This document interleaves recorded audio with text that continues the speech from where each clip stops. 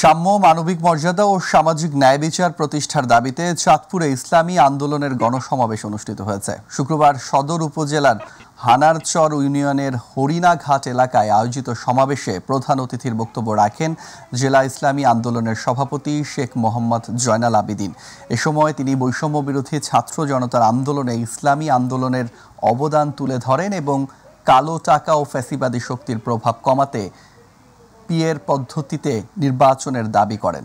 অনুষ্ঠানে বিশেষ অতিথির বক্তব্য রাখেন সিনিয়র সহসভাপতি মোহাম্মদ মাকসুদুর রহমান, প্রচার সম্পাদক মাওলানা হেলাল আহমেদ, সদর উপজেলা সভাপতি ডাক্তার মোহাম্মদ বেলাল হুসাইন সহ জেলা, উপজেলা ও ইউনিয়ন শাখার নেতৃবৃন্দ।